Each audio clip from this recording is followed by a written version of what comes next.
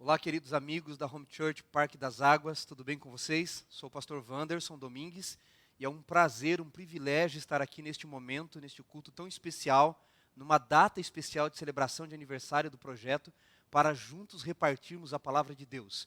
Eu quero agradecer ao Eduardo Reis e toda a liderança do projeto pelo convite e oportunidade de estar com vocês também.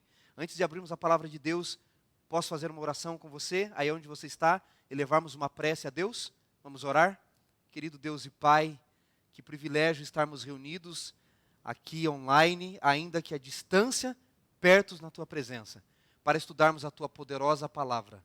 Tão poderosa que a palavra de Deus diz que o Senhor falou e tudo se fez.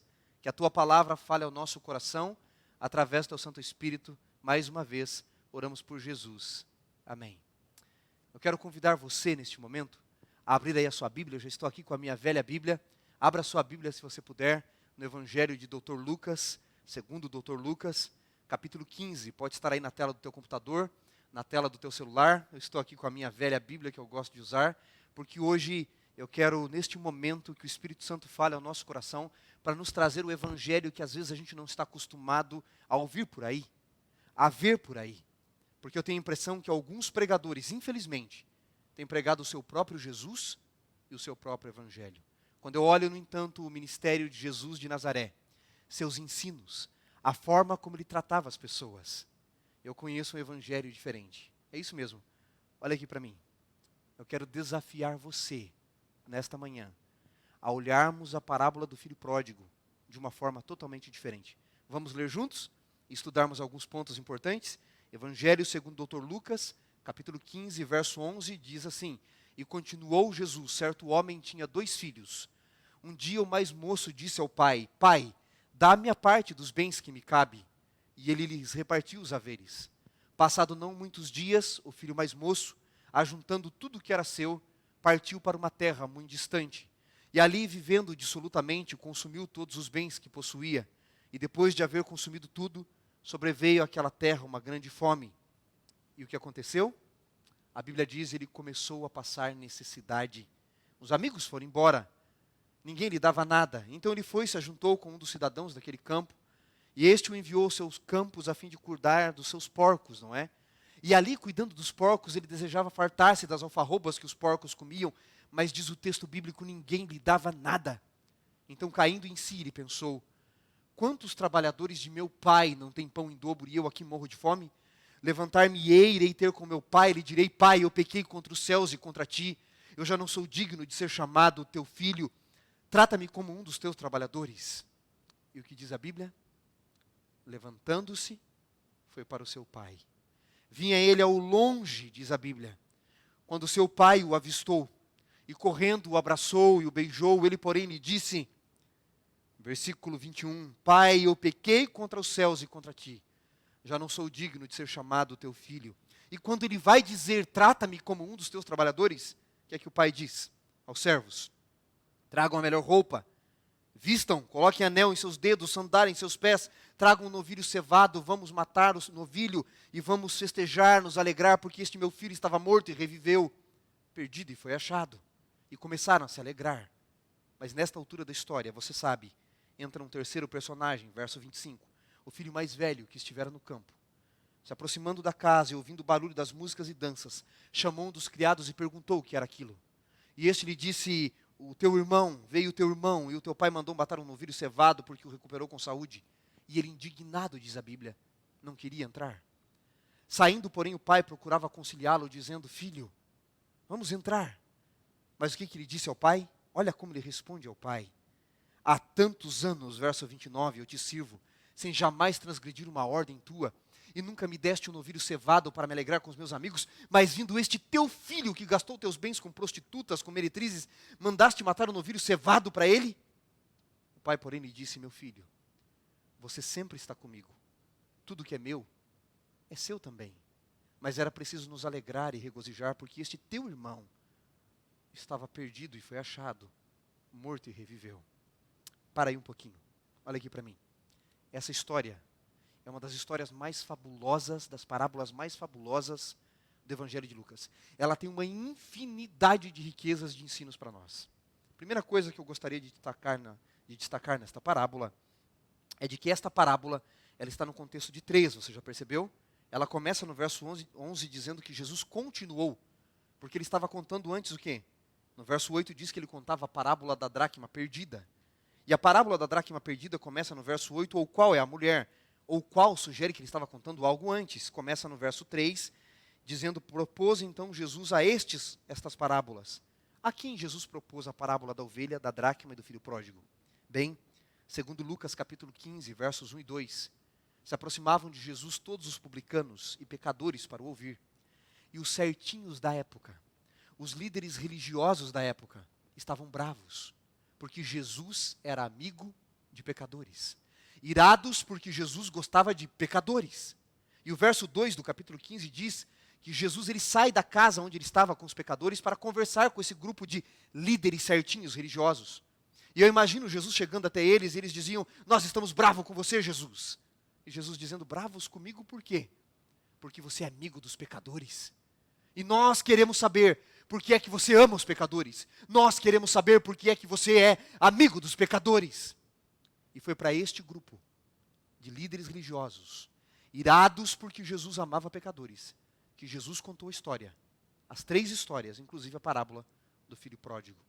Sabe, o primeiro grupo que ouviu a história, a linda história do filho pródigo, não ficou emocionado. Não ficou ali com lágrimas na voz, no olhar. Não. Eles ficaram irados, porque Jesus contou esta parábola para afrontar a superficialidade da religião que eles tinham. A parábola não deveria se chamar parábola do filho pródigo. A parábola poderia se chamar parábola do pai de amor, parábola do Deus pródigo. Menos parábola do filho pródigo, porque Deus não quer exaltar apenas o pecador, Jesus não quis exaltar apenas o pecador e o arrependimento dele nesta parábola. Ele quis ensinar algumas lições especiais para mim e para você. E eu quero fazer alguns destaques aqui. Alguns destaques especiais desta parábola. A primeira delas que eu gostaria de mencionar é o pai, a figura do pai. E eu sugeri a você que esta parábola deveria se chamar talvez parábola do pai de amor, parábola do pai de amor, porque conte rapidamente comigo quantas vezes aparece de forma direta ou indireta o pai na parábola. Veja, verso 11, certo homem tinha 2 filhos, quem era ele? O pai.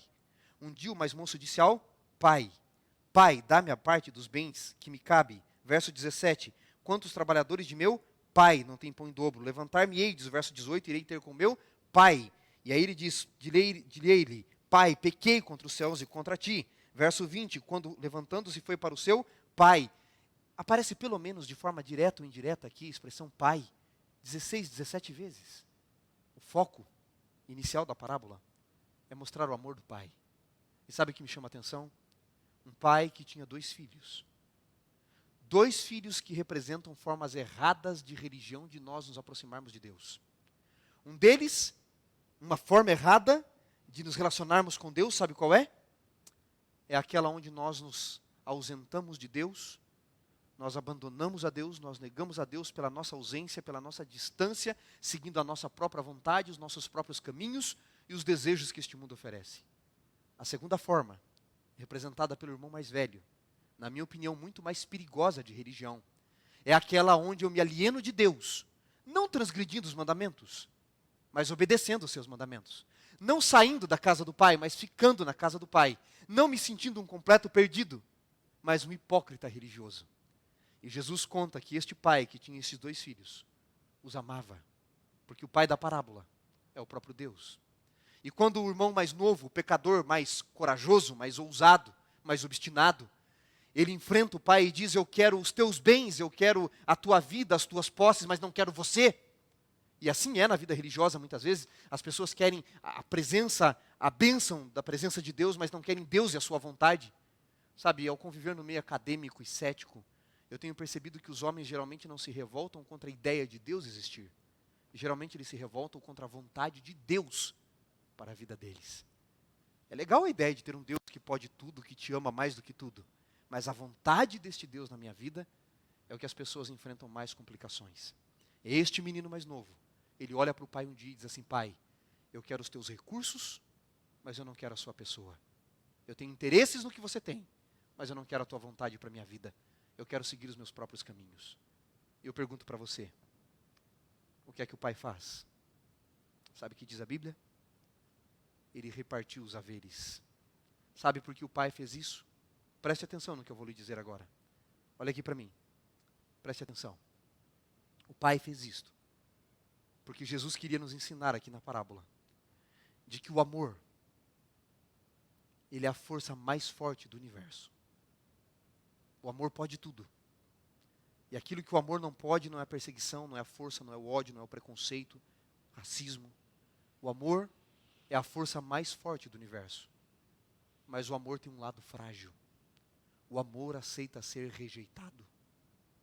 Há alguém que está me ouvindo neste momento, que foi rejeitado, que fez de tudo por esta pessoa. Isso serve para o relacionamento com Deus, pai, filho, namoro, casamento, amigos.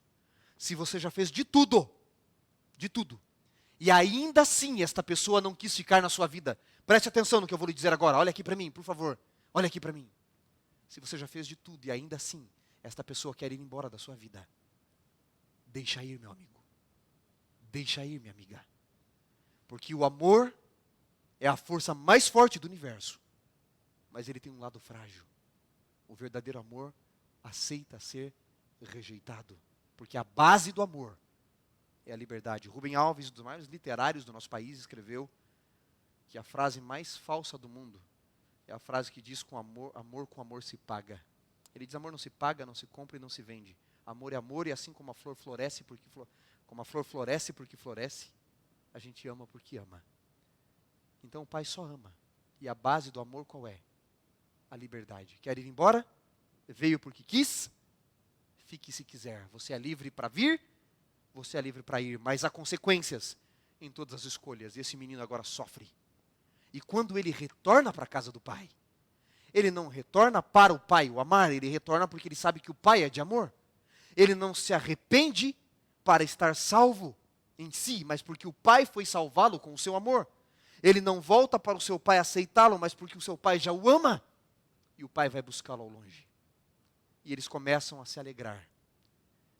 O filho mais novo, na verdade, não entendia completamente o amor do pai. Nem quando foi, e até quando voltou, tinha mais que aprender porque o amor era infinito. Ele quer ser escravo, a expressão grega aqui é idios. Um escravo cotidiano, que fica e vai embora. Nem aquele que fica de família, o doulos da expressão grega. Ele não entendia que o pai podia amá-lo de verdade. E quando ele vai dizer: pai, me trata como um escravo, o que é que o pai diz?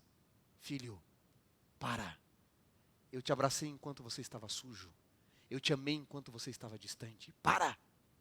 Você não entendeu ainda? Você não entendeu que o amor não conta débitos? Que amor é amor? Que assim como a flor floresce porque floresce, a gente ama porque ama, amor é amor? Eu amo você. É óbvio que há consequências em suas escolhas, mas eu amo você. E eles começam a se alegrar. Mas, meu amigo, agora vem a segunda parte. A mais perigosa e a que mais Jesus quis ressaltar. Porque a segunda parte da história era para os escribas e fariseus. Lembra que eles estavam irados porque Jesus gostava de pecadores? Você se lembra que Jesus era amigo dos pecadores? Jesus conta a história de um pai que ama o filho pecador, que está se alegrando com o pecador, como ele estava dentro da casa. E agora Jesus vai mostrar na parábola quem são os religiosos da época. Ele conta a história do irmão mais velho. Dentro da mesma história, ele insere um terceiro personagem. O irmão mais velho que estava no campo, voltando para casa, ouviu o barulho das músicas, das danças, chamou um criado e perguntou o que era aquilo. E ele relata: o teu irmão voltou e teu pai está se alegrando com o pecador, festejando com o pecador, como Jesus estava, ao contar a história. E o irmão mais velho está irado. Sabe o que me chama a atenção nessa história? A forma como o irmão mais velho trata o pai. Ele não trata por pai, ele não trata por Senhor. Ele diz apenas: você, há tanto tempo eu sirvo você, sem jamais transgredir uma ordem sua. E vindo este teu filho, ele nem chama o outro irmão mais novo de seu irmão. Ele chama de seu filho, ele está dizendo: se você o aceita como filho, eu não o aceito, porque eu não gosto de pecadores. Sabe quem é o irmão mais velho? Podemos ser eu e você, muitas vezes, na forma como nós manifestamos nossa religião, em não entender os diferentes, amar os diferentes. Quando nós achamos que o evangelismo é transformar as pessoas igual a nós, comer igual a nós, se vestir igual a nós, falar igual a nós, e não iguais a Cristo, nós nos tornamos o irmão mais velho da história. O irmão mais velho é aquele tipo de relacionamento religioso onde nós tentamos manipular a Deus, comprar Deus, agradar Deus o tempo todo com nossas boas obras. Enquanto boas obras não salvam, embora seja verdade que sejamos salvos para as boas obras, nós não somos salvos pelas boas obras. O irmão mais velho na história é o tipo de religioso que está perdido dentro da casa do Pai. Não está perdido com o irmão mais velho longe, não está com o irmão mais novo longe. O irmão mais velho está perdido perto. O irmão mais velho não está perdido como o irmão mais novo transgredindo. Ele está perdido obedecendo às ordens de Deus. Mas sabe, ele está tão perdido quanto o irmão mais novo. Jesus começa a nos mostrar aqui que pecado, queridos, preste atenção no que eu vou lhe dizer, não é só transgressão da lei. Pecado pode ser você obedecer à lei com os desejos incorretos, por motivos incorretos. E ali estava aquele irmão mais velho, tão perdido quanto o irmão mais novo. A única diferença deles é que um era um pecador hipócrita, velado, e o outro foi mais ousado e obstinado e pagou mais o preço ainda. Mas os dois perdidos. E Jesus começa a mostrar que o mundo religioso e a vida não tem que ser dividida apenas em dois caminhos. Ela pode ser dividida em lado direito, lado esquerdo, ou pode ser dividida em certo e errado, como muitos pensam. Jesus diz sim, mas pode ir além. Eu tenho um terceiro caminho para vocês, o caminho do Evangelho. A vida religiosa não precisa ser apenas entre aqueles que são subjetivos e aqueles que são objetivos. Ela não precisa ser dividida apenas entre aqueles que são legalistas ou aqueles que acham que podem tudo. Ela não precisa ser dividida apenas entre aqueles que se acham profanos e aqueles que se acham santos. Ambos podem estar perdidos. Jesus veio mostrar um caminho novo, o caminho do Evangelho. Tolkien, famoso autor do Senhor dos Anéis, coloca na boca dos seus personagens em uma das suas tramas. E ele diz que os anões estavam conversando com o ancião de Barbárvore e perguntaram para ele, afinal, de que lado você está? Sabe qual foi a resposta desse personagem? Ele disse assim: eu não estou do lado de ninguém completamente, porque ninguém está completamente do meu lado. Mas tendo dito isso, é preciso que vocês saibam uma coisa e tenham em mente. Eu não estou do lado de ninguém completamente, porque ninguém está completamente do meu lado. Mas saibam de uma coisa: existem coisas do lado das quais eu jamais poderia estar. Jesus não pode estar do lado do relativismo demais, e nem do lado do legalismo demais, porque Jesus está do lado do Evangelho. Nem o irmão mais novo, e nem o irmão mais velho, tão perdido quanto. E o pai o trata com amor ao irmão mais velho, não é?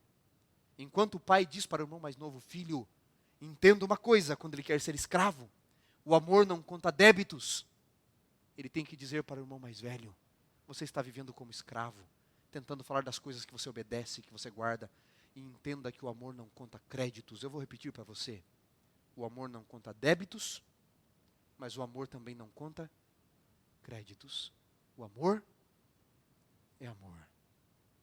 Ele precisava ensinar para os dois o que era o pai de amor de verdade.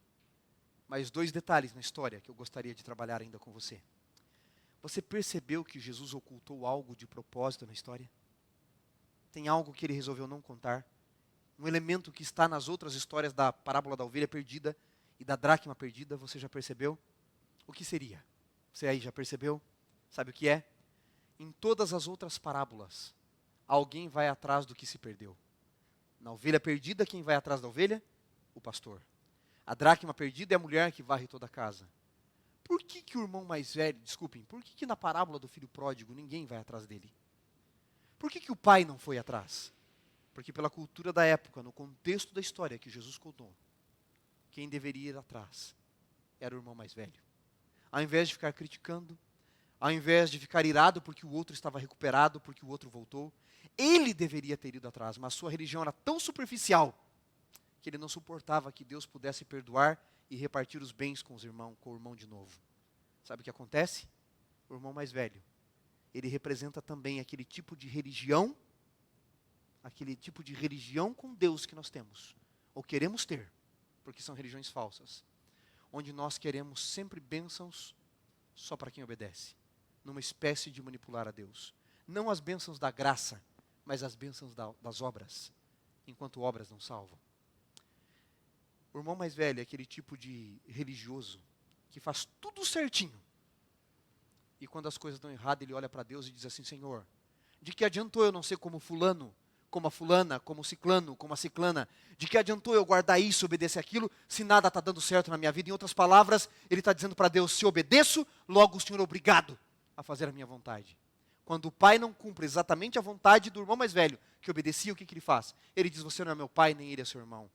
É o tipo de religião que quando a gente não passa na faculdade que a gente quer, quando não dá certo o emprego que a gente quer, quando não dá certo o relacionamento que a gente diz de que valeu a pena eu servir a Deus. Sabe, nos esquecemos que servir a Deus tem que ver com a eternidade e não só com as coisas temporais deste mundo. Este é o irmão mais velho da parábola.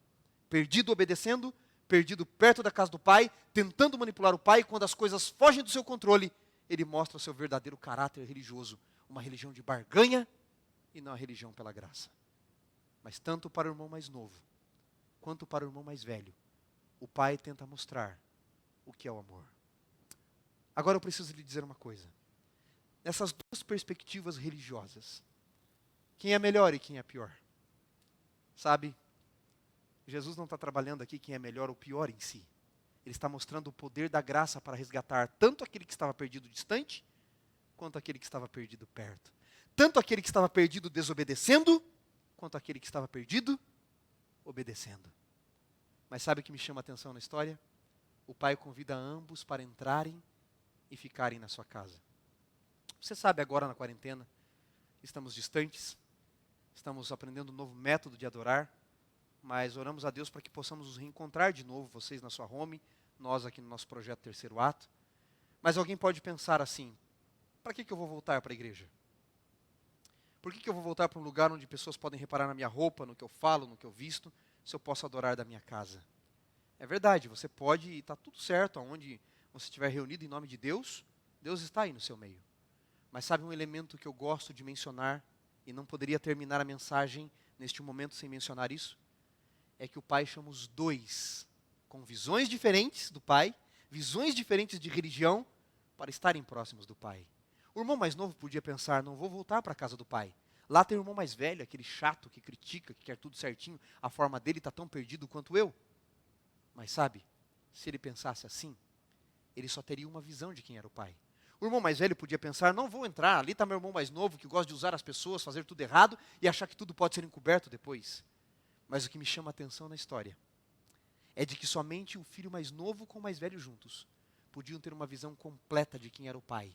Um poderia entender que o amor não conta débitos, e o outro poderia entender que o amor não conta créditos. E somente um e o outro poderiam repartir esta visão do Pai que eles tinham. Sabe o que eu estou querendo dizer para você? Quando nós voltarmos a nos reencontrar, e nós somos diferentes um do outro, vamos ter que aprender a lidar com os diferentes, aprender a lidar com as diferenças e com as formas diferentes com que enxergamos Deus. Lógico que temos princípios estabelecidos, mas a diferença faz parte da religião, do cristianismo e da adoração. E sabe por que nós precisamos nos reunir com os diferentes? Entender os diferentes, porque Jesus os entende além disso? Porque é somente quando eu vejo Deus através da sua vida, da sua adoração, e você da minha vida e da minha adoração, que você e eu conseguimos ter uma visão de Deus que jamais poderíamos ter, se eu não visse Deus refletido em você, e você não pudesse ver Deus refletido em mim. C.S. Lewis explica isso melhor, o brilhante autor de As Crônicas de Nárnia, do Cristianismo Puro e Simples e outros livros. Ele conta que ele era muito amigo, ele, o Tolkien, e tinha um terceiro amigo chamado William, se não me falha. Eles eram muito amigos. Tinham outros amigos, mas eram os mais próximos. E ele disse que um dia, muito amigos eles eram, um dia o Williams veio a falecer. Ficou apenas ele e o Tolkien, o autor do Senhor dos Anéis. Ele disse que quando o Williams faleceu, eu poderia pensar: bom, agora eu tenho mais do Tolkien para mim, porque eu não preciso repartir o meu amigo com uma terceira pessoa. Eu não preciso repartir o meu amigo com outro alguém. Ele poderia pensar assim. Ele disse que agora que o Williams morreu, eu terei mais do Tolkien para mim. Ele disse, mas ao contrário, quando o Williams morreu, ao invés de ter mais do Tolkien, porque eu não precisava dividir com ninguém, eu agora tinha menos. Porque havia algo no Tolkien que só o William podia enxergar. Risadas que só ele, com suas piadas sem graça, podia arrancar.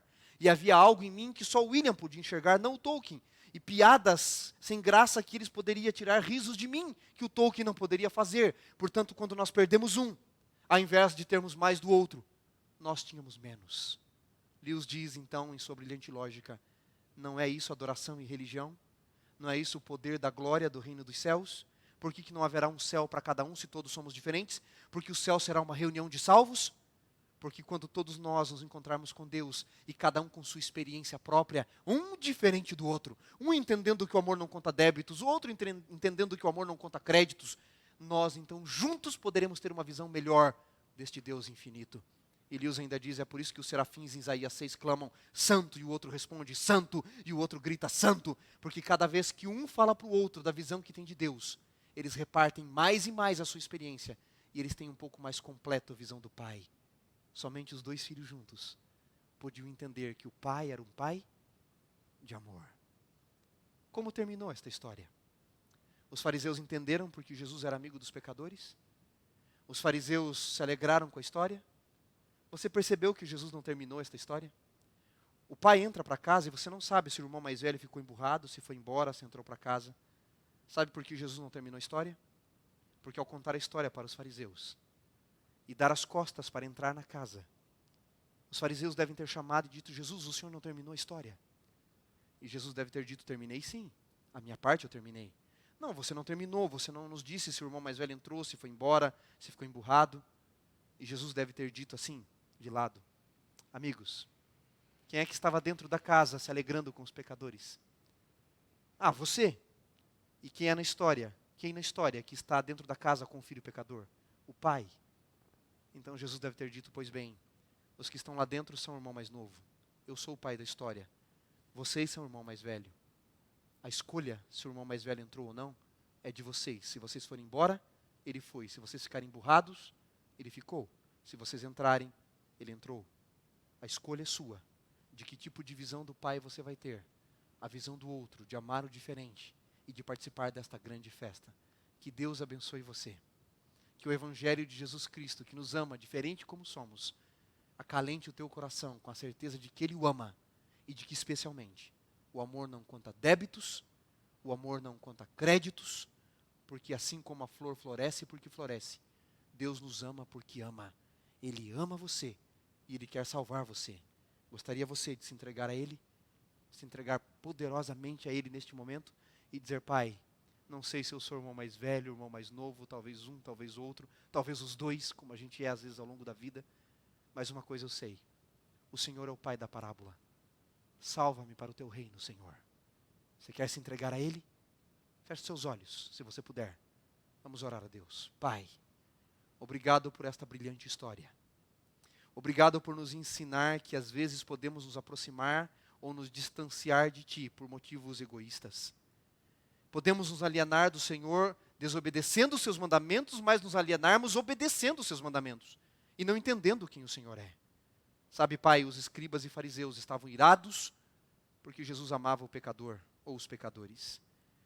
E quando nós lemos essa história, só podemos entender o que é a religião de verdade em Cristo. Porque se aqueles líderes estavam irados porque o sermão de Jesus atraiu o tipo de gente que eles não gostavam, que era diferente deles, a pergunta que nós temos que fazer é, a minha igreja, a minha pregação, tem atraído o mesmo tipo de gente que Jesus atraía? Se a resposta for não, a única lógica é que eu não estou pregando o evangelho que Jesus pregava. Às vezes a gente só quer gente igual a gente, mas o Senhor quer pessoas diferentes para termos uma visão completa de que o amor não conta débitos e o amor não conta créditos. Portanto, transforma-nos segundo o teu evangelho.